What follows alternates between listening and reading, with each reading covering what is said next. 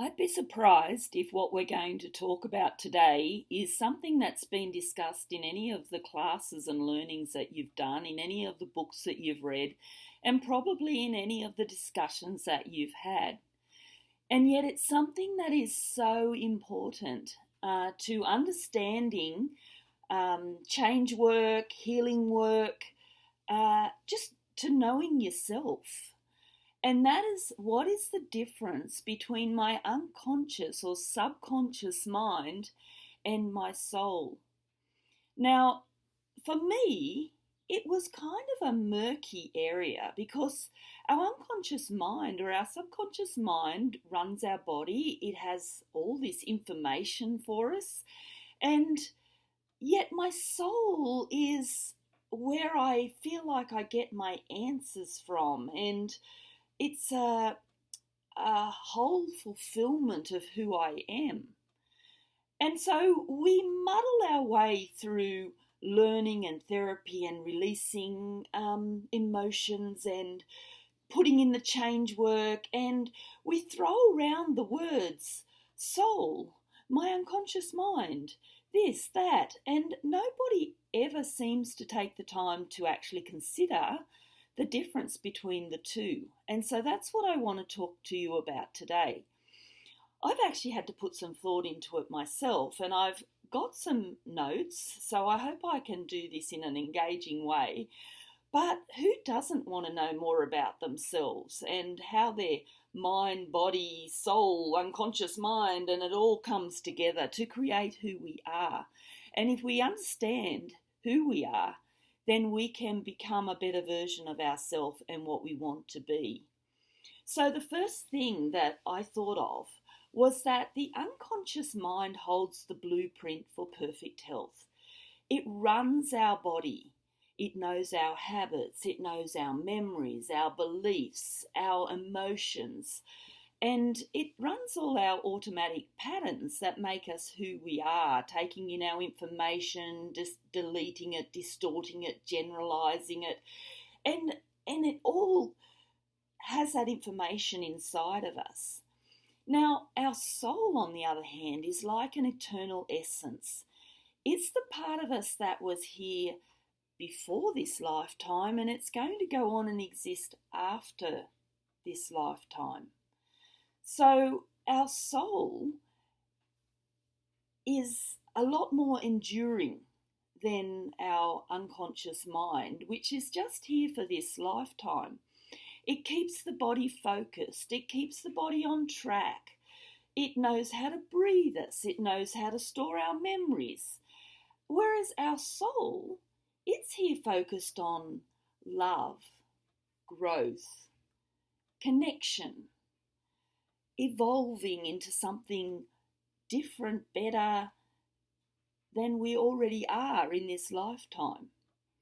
It's not so worried about how we're going to take our next breath, how our heart is going to pump. So that's the job of the unconscious mind or the subconscious mind. As I alluded to there, of course, that means that our unconscious mind is bound to this lifetime, whereas our soul is eternal. It goes on and on and on and on. So the next thing I thought about is how our unconscious mind serves the body. It's here to heal the body, release limiting beliefs, create new beliefs that are going to function in this lifetime. Whereas our soul is more of a healing guide.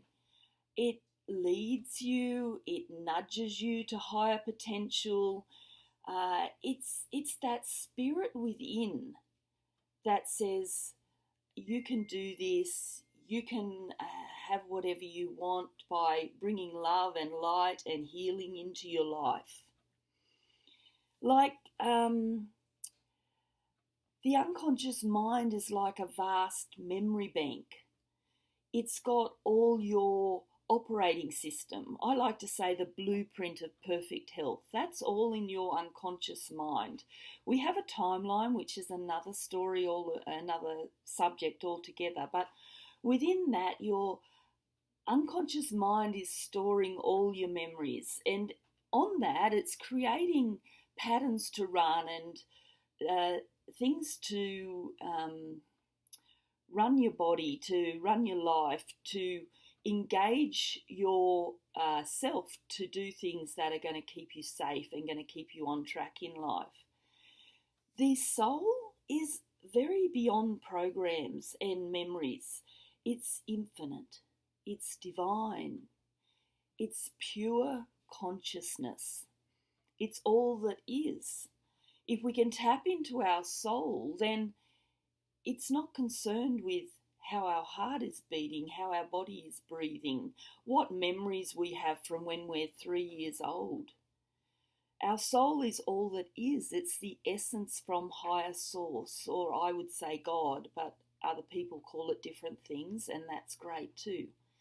So it's like, I like to think of our unconscious mind as like a younger brother or a younger sister that's just waiting for directions from your mind to say, I want to get rid of these negative emotions. I want to work on my limiting beliefs. Whereas the soul is a little beyond that. It's magnificent, and it's certainly something worth connecting into. So while the unconscious mind is like a hard drive, like an inner hard drive, it's full of data and it's doing stuff, the eternal you that uses the unconscious mind as a tool to evolve and to become. So there are different modalities that I use, and I've only recently started to realise why it's so powerful to do Reiki, to do timeline therapy, to do hypnotherapy, to do NLP, but not as individual pockets, but to roll them all into one. And the reason is because Reiki is, by its very definition, universal energy. It's source energy. It's love. Reiki is the essence of love and all that is. We could probably go into some type of quantum physics that I don't understand, but when we channel Reiki down into our body, we're accessing universal energy. When we do something like timeline therapy, it's very much dependent on the unconscious mind, trusting the unconscious mind to present us with information. What age was I when I first felt anger? What program am I running that causes this limiting belief to emerge? And what emotions is that driving in our body that create our reality?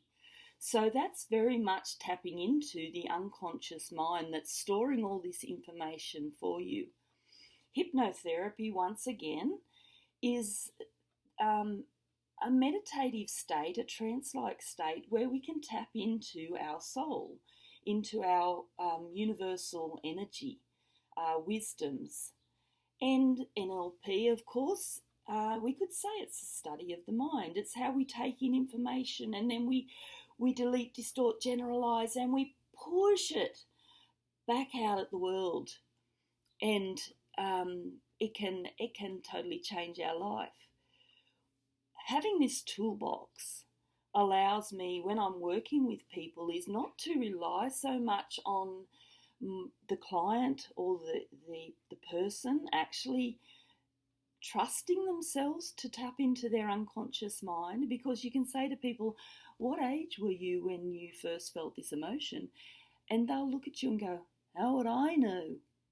Whereas when we do something like, or I do something like Reiki, and we tap into that person's energy, their auras, their chakras, their whole energy field that we have, we can find that information out because it presents itself to the practitioner. And then the practitioner can use these other tools like timeline therapy to go back potentially to a past life or something that happened 16 generations ago and is stored in the body as something like one I had was toxic shame. And it was stored in the body. And in that instance, it was a kinesiologist that helped release that out of my body. And so over time, it's not a quick fix. We don't flick a light switch, but we do become enlightened.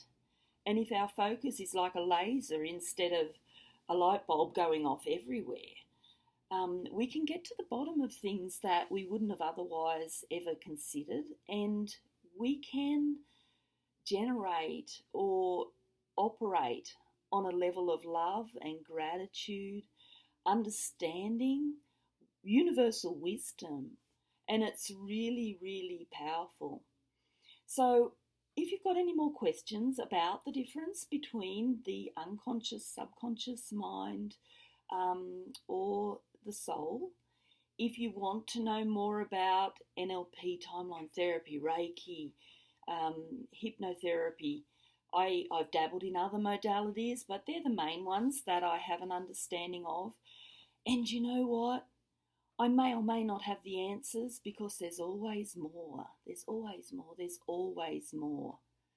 And we will learn. And the most amazing thing about once you have a learning, it changes your life in an instant.